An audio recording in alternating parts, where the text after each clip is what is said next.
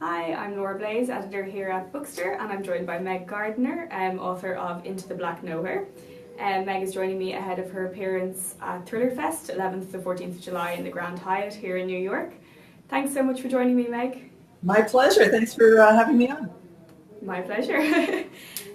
So you've written no less than 12 novels, and I understand you wrote your first one when you were 15. Excuse me? Sorry. Oh, You're I just understand you wrote your over. first... Yeah, no worries. So you wrote your first novel when you were 15, is that right? If you can call it a novel, yeah. I was a sophomore in high school, and so I decided I would write a novel. And of course, I thought I knew everything there was to know about life and love, so I thought it would be the greatest romance novel ever written. I set it at the Indy 500 because I thought that sports would add something exciting to it. And of course, it was a complete disaster. My biggest mistake was not killing off all the men in the story by the third chapter. It was actually finishing the story and giving a copy of it to my best friend who still has it. So she's been over my head as blackmail since then. That's amazing. So did you just keep writing from there, or kind of how did you keep the momentum going? Well, in high school, I wrote for the school paper. I went to college. I did not major in English. I got a degree in economics. I was writing short stories. So during college, I got my first short story published when I was 22, which gave me an incredible sense of validation and encouragement. I went to law school because I decided that it would be a good thing to have a career as well as writing on the side. And so I practiced law in Los Angeles. I did commercial litigation. And then when I had got married and had 3 very small children, I switched from practicing law, which was, being at court at 7 a.m. and burning the candle at all ends and the middle, to teaching legal research and writing at the University of California to undergraduates, and still writing short stories, writing a magazine article, telling myself that someday I was going to write a novel. And finally, when all the kids were out of diapers, at least in preschool, and my husband's job was transferred to London, I had the time that I'd always said I needed to write a novel, so I knew I had to put it or shut up. So I did. I wrote a novel, and it was terrible. I had to rewrite it and start over. But eventually I wrote something that was publishable, and that was my first novel was published in the UK in 2002. And here I am. I got my 14th novel was out a couple months ago, so it can be done. Perseverance, it makes a difference. Brilliant. So you practiced law for a while. That was going to be my next question, actually. Did you find that sort of informed your writing, or has that been helpful to you? It was helpful in a couple of ways. Number one, if you were a trial lawyer in court, you have to know how to write persuasively. That is the entire job of the attorney representing a client, is to present a narrative to the court, a story, and explain your client's case as in the most compelling, dramatic, truthful, but favorable way you can to show the justice of your cause and get the court or the jury to decide with your client. So that teaches you how to write a story in the most compelling way you possibly can, because there's really a lot riding on it. Now I'm writing fiction. If something happens in the novel, nobody's going to lose their house or have a judgment put against them. So it's a little bit less stress in one way. Yeah, a little bit less on the line.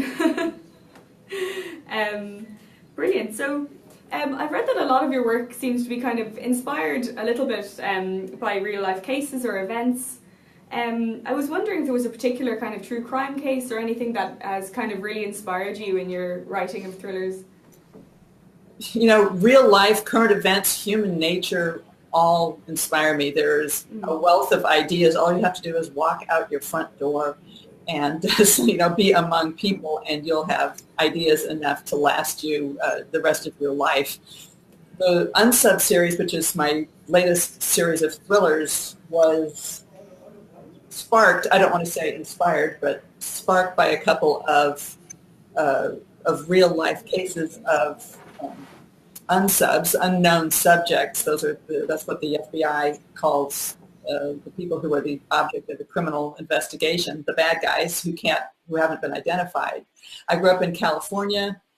I remember seeing a picture in the newspaper of the police drawing of the Zodiac, which was terrifying. After that, seeing a picture of this guy in an executioner's hood with a gun and this crazy symbols on the front, I was, always checked my own window at night, little kid climbing up to make sure that it was locked so that the Zodiac couldn't get me.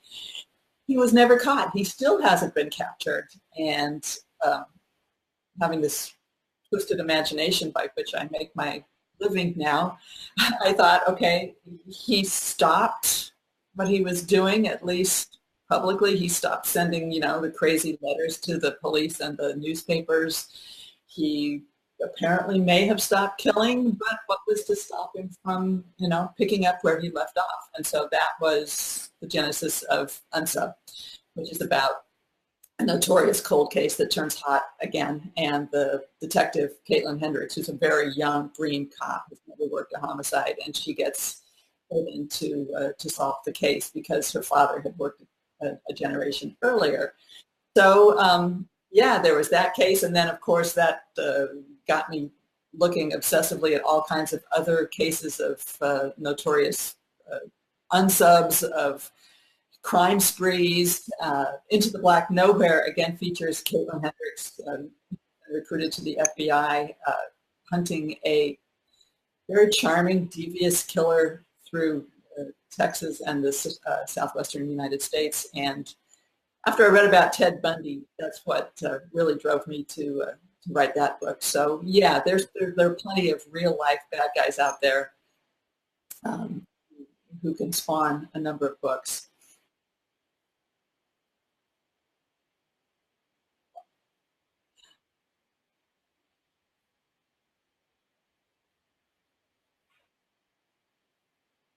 Oh, oh mine. Yeah, I'm really rehabilitated now. It was not a profession, it was purely amateur. No, it was, I was a theater kid in high school in the mime troupe. It was huge fun.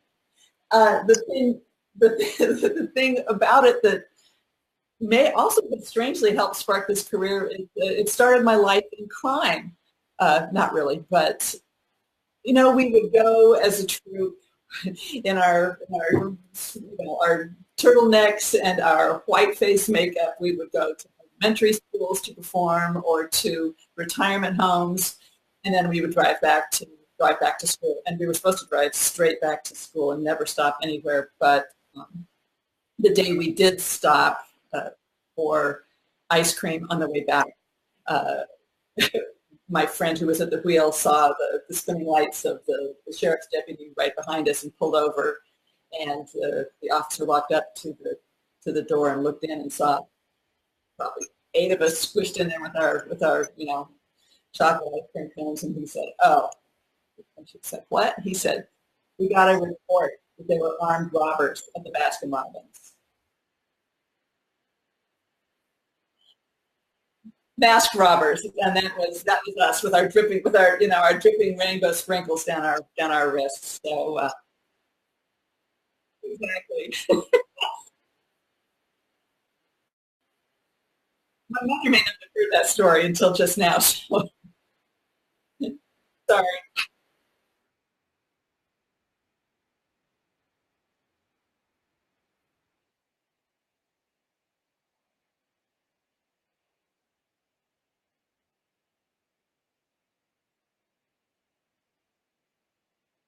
That's true.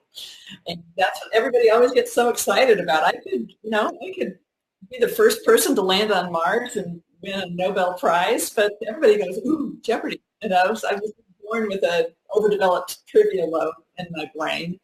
So I was a compulsive watcher, and at the end of every show, they say, "If you would like to be a contestant, call this number or check it out online." So finally, one day, I did. And it was fantastic. It was the most fun I've ever had standing up.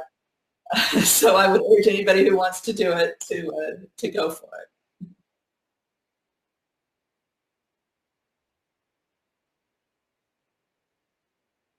Mhm.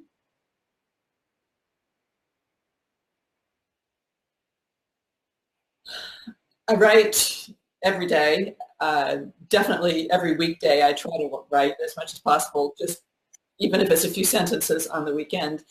I'm in the tremendously fortunate position of having a publishing contract with Penguin, and that means that I have deadlines, which are the greatest inspiration I could ever have. So I know how long it takes me to physically type a novel, and that means I can count back from, when my editor needs it, and spend a couple of months uh, brainstorming, outlining, editing the outline, tossing the ideas back and forth with, editorial team, and then sit down and write the rough draft. I used to fuss and worry and, have a lot of anxiety over getting every word right the first time. So it would take me, the first book I wrote that was published probably took me 3.5 years. Now I realize if I can get the outline down, and then I just need to write the rough draft. If it's a hot mess, it's there on the page and I can still fix it. So I try to write 2,000 words a day of the first draft of my novel. And at least it'll be there on the page that I can print out and cross out and make better. But that's what I'm doing right now.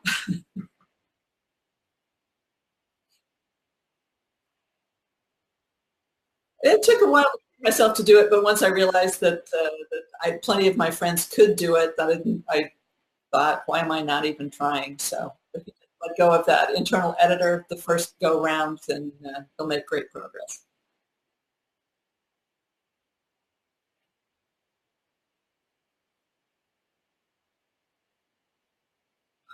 I read very widely. I mean, I love thrillers. That's why I ended up writing thrillers, because I wanted to write the kind of books that I so love to read. With the high stakes, high tension, people who, are at the end of their rope, their backs are against the wall, they have to, rise to the occasion, face the greatest challenges that they could ever possibly face to save themselves, their community, their families and friends.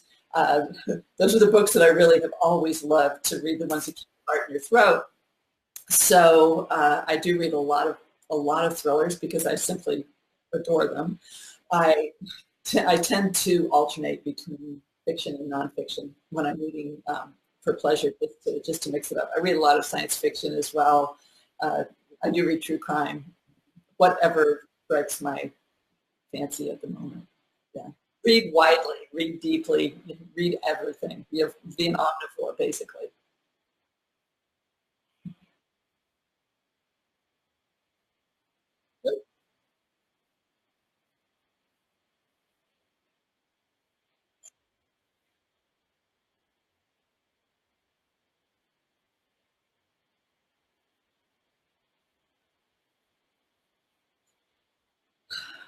There have been a number of authors who have inspired and informed my writing. I Sue Grafton, may she rest in peace. She was the author who really stunned me to see what the modern mystery crime world was doing when I picked up A is for Alibi when my daughter was a baby, and read that, and that's all I wanted to do from then on, was read her books to see what a young modern female protagonist could do, and what a female author could do with the genre. Same with Sarah Paretsky, other authors in the crime field that just blew my socks off, and Elmore Leonard, um, Carl Hyacin, who just made me laugh out loud, James Lee Burke, who was one of the best writers, period, working in America today, and other authors, Stephen King, who is going to go down in the ages as, our modern Dickens, the chronicler of our age, and even though that was stunning, shocking, and wonderful. Uh, Still makes me turn around to see who he was really talking to. But really lucky and very grateful for everything he's done, which is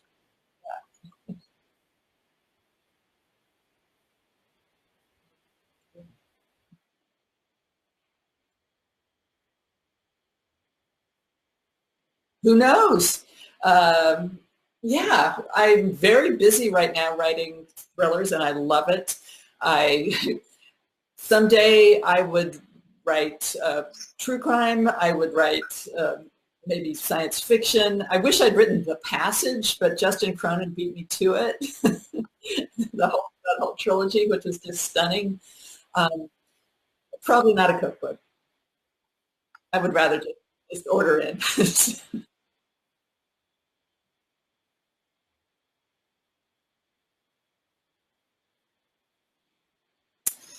Gosh, well, all of them, of course. The Unsub series has been optioned for television by CBS, so I would be delighted to see Caitlin Hendricks and her stories brought to life on the screen. Big screen, any of them, of course. I'm trying to think which is suited for a movie. Probably one of the standalone novels I've written, maybe The Shadow Tracer, which is about a chase across the western United States with a skip tracer on the run with her daughter from both a bunch of drug dealing fanatics and the FBI. So that I think would be a lot of fun. But who knows? We'll see. Great. And do you ever dreamcast your novels as you write them? Do I ever screen test? It's or like inevitable to dream? see some actors to kind of picture them because I try to have a vision in my mind of what characters look like. They're very real people to me, but sometimes it's helpful to have an idea from others I've seen around. I don't ever tell people who I would mentally cast as my characters because readers cast every book in their own imaginations themselves, and I want to let everybody continue to have that freedom. Absolutely. So Jessica is wondering what got you started writing about cold cases?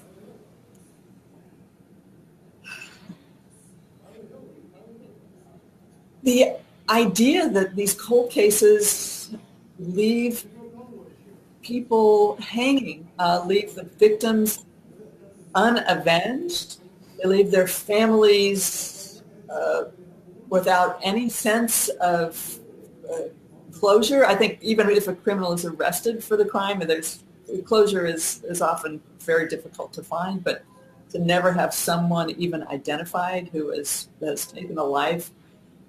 And I grew up in Santa Barbara where very relatively recently we learned that a number of what they thought were unrelated murders were actually committed by the Golden State Killer. And when that all started to be put together, it was shocking and horrifying and really unsettling. I'm so grateful that a suspect has finally been arrested for these crimes and is going to go to trial. I'm grateful to Michelle McNamara, who wrote I'll Be Gone in the Dark about this case and helped keep it in the public eye.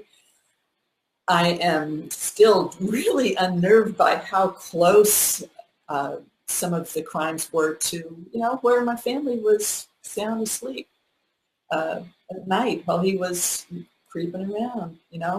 I would not be surprised to learn that he stood outside, on the sidewalk outside our house, casing it to see whether it might be a good target.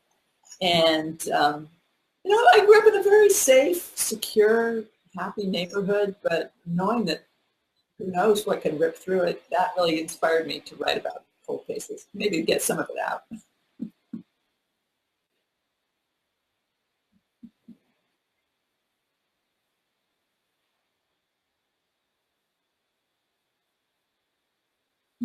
Have you found that living in different countries has helped your writing? Oh, yeah. There is nothing better for your soul, to broaden your horizons and to help you understand the world and yourself than to move to another country. You suddenly see both how different and how similar everybody is, no matter where you go. You start to see this. I particularly affected my writing. You start to see how things that you think might be universal or just the way it is actually only relates to the narrow neighborhood society stratum that you grew up in, and other people in other places deal with the same issues in different ways and may have for 1,000 years. I realized that growing up being an American, thinking something was 200 years old, it was ancient. I'd go to move to London and everything is, you're driving the kids to school on the Roman road that's been there since, AD 60. So it's a different scale of time. I also realized I thought California was a really ordinary place to grow up. I thought it was great. It was only when I moved to England I realized that people literally thought I had grown up in some exotic culture and that they were fascinated with it. So I was very happy to write about a place I loved that people thought was, they thought we were all Baywatch or something. I don't know. But, it was good. Yeah, I think kind of coming from that side of the world, California does seem extremely glamorous. So Kim is wondering, out of all the books you've written, have you a favorite? Of course not. They're all like my children. But I always love the most recent book the best because it's freshest in my mind and it's the one I've recently worked the most hard on. So I really do love Into the Black Nowhere, which was just out a couple months ago. I will, of course, always have a fond spot for the first book I ever got published, which is China Lake, which also won an Edgar Award. So I was, I want to pet it on the cover and thank it for doing so well. And tell it I'm really proud of it. Those are the bookends, I guess. Yeah. Leo asks, do you think science fiction might ever make its way into your writing? I would love to write a science fiction novel. I mean, I read science fiction voraciously. I was a huge fan of Ray Bradbury as a kid and still very involved. I've been, racing through The Expanse, that series on the page and watching the television series. A few of my books have had technical and scientific plots that veer close to speculative fiction. The Memory Collector in particular, which is about nanotechnology and what might happen if it got out of control. So yeah, I've always got that in the back of my mind. We'll see. Yeah. Jacob says, you have a quote that says, no subject should be off limits. That road leads to timidity and repression. Can you talk a little bit about this?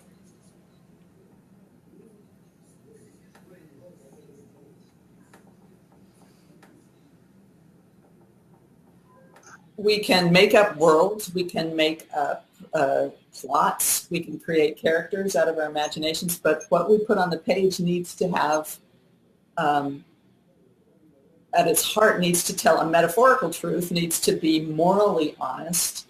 And if we shy away from issues, then we are, averting our gaze from the world, and that's not what the best works should do. They should reflect and explore and do the exact opposite and bring the world more clearly into focus.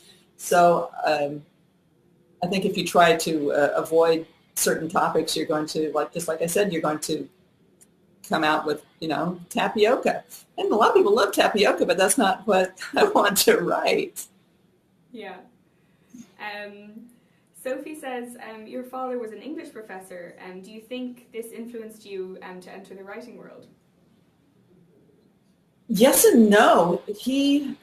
My father was a Chaucer scholar, so he taught Beowulf, he taught American literature.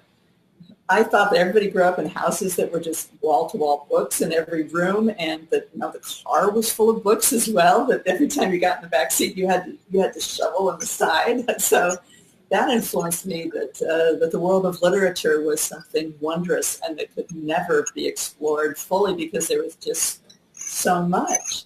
Um, he he's one of the people that did encourage me to get a profession.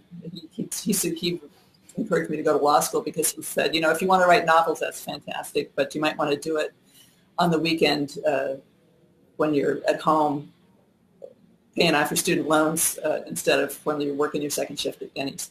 So he did love my writing, and I wish he passed away a number of years ago, and I wish he'd been able to see the books on the shelf. I think he'd like that. I'm sure he would. I'm sure he'd be so proud. Speaking of your very successful books, Mohammed is wondering, have your books been translated into other languages? Yes, my books have been translated so far into more than 20 languages. So, and I'm hoping to keep that spreading out into across the world. The Unsub, as the Spanish edition, has just come out last week in Spain. So watch for that. If my books have been translated as well into French, Dutch, German, Italian, Norwegian, Swedish, Danish, Finnish, Russian, Czech, Polish, Chinese, Japanese. So if anybody has another language that they are hoping to find one of my books in, keep your eyes open. Amazing. That's so great. I always see the international editions of books always have really incredible covers as well. They were always so different and cool. It is. It's fun to see a book that comes out in another language, how completely different the cover is. One of my book, Mission Canyon, one international edition had young men riding mountain bikes down a street. It looked very orderly. And the Russian cover had a muscle car flying through the air. It looked like Starsky and Hutch had gone on a killing spree. It was quite different and fantastic. That's amazing. Laurie is actually asking, the cover art for your new book is really cool. Did you get a say in how it looks?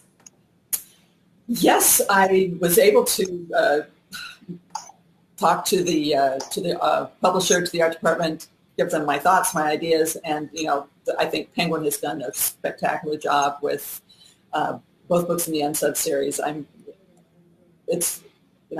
You see the book across the room and you can recognize it, and I can point and say that's mine. So I'm very happy with the way the covers look, and thumbs up to the art department. Brilliant. So actually back to Stephen King, we have his direct quote here. Jeff says, Stephen King has said your books are quite simply the finest crime suspense series he's come across in the last 20 years. And he says, that's cool. Tell him thanks, I agree. I still stunned every time I hear it. Yeah, amazing. Someone is asking, when you wrote your Joe Beckett character, did you want to write a story about a forensic psychiatrist? Or did you create the character and then decide that they would be a forensic psychiatrist? Oh, that's an interesting way to look at it. I did first want to write about a forensic psychiatrist. That was the idea. Because I thought, we all love these CSI stories about forensics. And I thought there hadn't really yet been too much about the psychological autopsy, the forensic exploration of character and emotion that actually is a real job. There are actual forensic psychiatrists who work in police departments, work in prisons, for the courts, and so I was fascinated by that. And Joe kind of appeared to me as I was investigating and talking to psychiatrists and finding out what the job was like. That Joe came and said, "Yeah, I'm the one that does this job." So, and let me go rock climbing every now and then. And I have an addiction to coffee that's really severe. That's great. So that's how she came around. Cool. So you're going to be at Thriller Fest in the Grand Hyatt Hotel from the 11th to the 14th of July. Yes. Will you tell us a little bit about what you're going to be doing there, what we can expect to see? Sure. I mean, Thriller Fest is a huge writers' conference. There are going to be hundreds of authors there on panels talking all about different aspects of the craft, about our work, about crazy stories, about the writing life. It's a great time. As an author, I get to see friends. It's like going to a little writer camp and where we all just get to talk for the entire weekend about books and stories. And I'm teaching a master class early in the week, and then later in the week I'll be talking about suspense, moderating a panel about writing settings like New York or Tokyo, about exotic settings, and it should be a lot of fun. It's always a great time to get out from behind the desk and give everybody the true story of what goes into everything we do. Brilliant. Well, we will have a link in the comments to win tickets to Thriller Fest. And I'm afraid we have to wrap up now. But thank you so much for joining me, Meg. It's been an absolute pleasure, and I can't wait to see you at Thriller Fest. Very good. Thank you so much. It's nice to Thank you. chat. Okay. Okay, bye. Bye-bye.